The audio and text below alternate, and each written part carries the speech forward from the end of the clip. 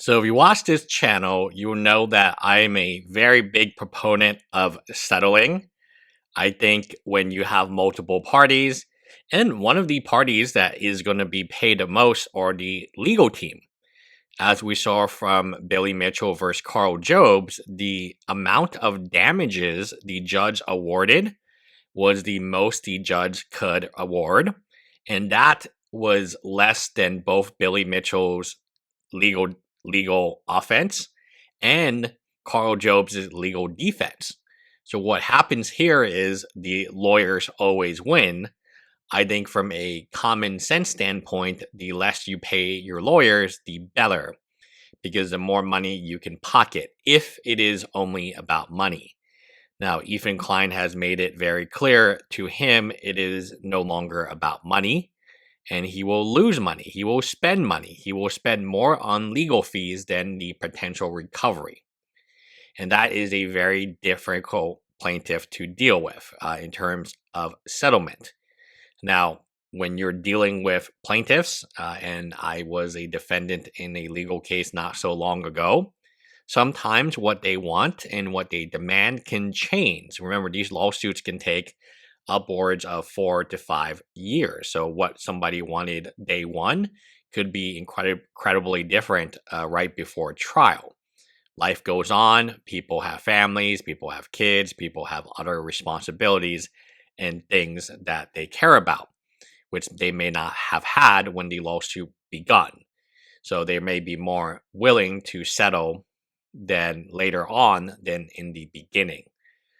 So why I don't think Ethan Klein is going to settle initially is because he does want to make a point. The point is really simple, and I think the point is more for the age-free snarkers. Here's something that I want to read to you. I think it's really relevant here. This was posted on age-free leftovers. Even if they did infringe copyright, we know that Ethan is merely abusing the law in order to destroy women he doesn't like. By the way, he hasn't sued XQC, who also infringed Ethan's copyright to a grander audience and is richer than Ethan, as he's outright rejected Kaceytron's offer instead of asking for receipts regarding her lawyer fees, and then either accepting the initial offer or making a counter offer based on the provided receipts. And then the very first comment you get, instead of asking for receipts regarding her lawyer fees, he's not entitled to ask for such things. Her lawyer fees are none of his business unless he is ordered to pay them by the court, in which case Casey will provide that information to the court. He doesn't get to comb through her GoFundMe and request lawyer receipts to decide how much of a settlement he wants to take. That's not how it works. But yes, he should drop these suits and stop these creepy stalking harassment campaigns if he wants anyone to believe his blank ass apology. And then it goes on. Ethan claims that if he accepted Casey's offer, it would result in her having a profit. As expected of him, he never went through the trouble of backing up his claims. She's perfectly entitled to have a profit from her GoFundMe. It's none of his business whatsoever how much money she makes or doesn't make from these donations. She is a free human being and people donated that money to her. His only concern is what financial damage was done to him from her initial React video. And the answer is none. Casey could raise $10 billion in GoFundMe. And it's so delusional. Like, where did the $10 billion number? I know it's a pie in the sky number, but it's so unrealistic that they're using 10 billion. I would use 10 million. I would use maybe 100,000. That would be double what she currently raised. But to say 10 billion as an exaggeration, this is what I have to say. I have to be like really clear, like what is actually happening here is when somebody has committed copyright infringement on your work, you have every right to sue them or not sue them. But if you want to settle, if you do not want that person to sue you, you need to talk to that person. You need to put all your cards on the table. That's what mediation is. Mediation, if you don't know, is not public. Any offers made during mediation, and they're going to be forced to do mediation. both Denims, Frogan, and Kaceytron will be forced to do mediation with Ethan Klein. And often mediation is done in person. So that you could have basically in a law firm, it will be Ethan Klein in one room, and it will be Kaceytron in another room. And it will be a mediator going from room to room, trying to figure out if there is a deal to be struck and what both parties want. And if there is a range that makes sense, or maybe there's just no mediation to be done, but you have to attempt the mediation. It is in, I think, most states, and I'm sure in California and Missouri, it's the same in Texas.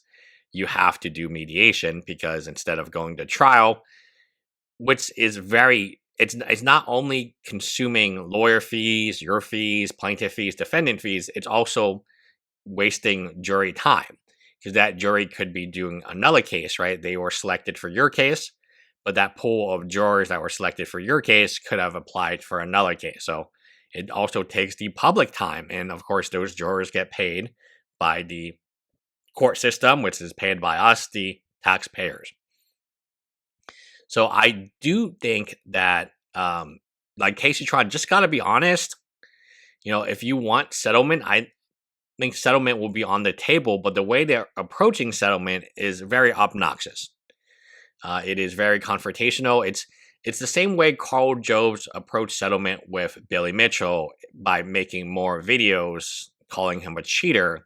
Settlement was never really on the table if that's what you're going to do. This is the same thing Denims and Kaceytron has done. They have painted him in a very, very bad light, and they continue to paint him in a bad light. And even Hasan Piker joining in and saying, hey, you should release these my friends. And, it corners Ethan to have to not settle with them.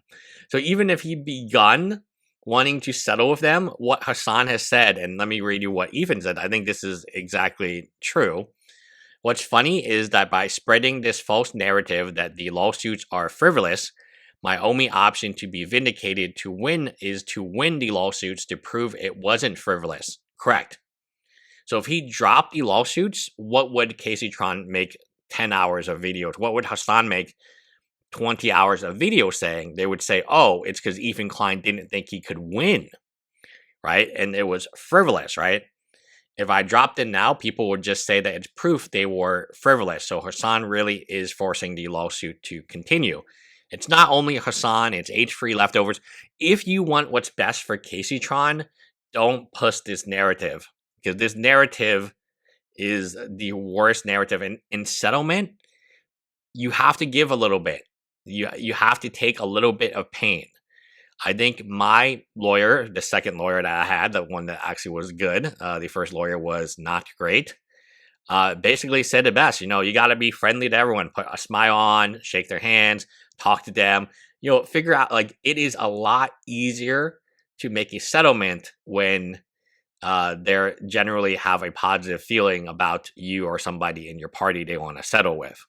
It is very difficult when that person and her supporters continuously attack you, and I really do think that they screwed Kaceytron. Hasan absolutely screwed them over, because what can Ethan Klein do now except win?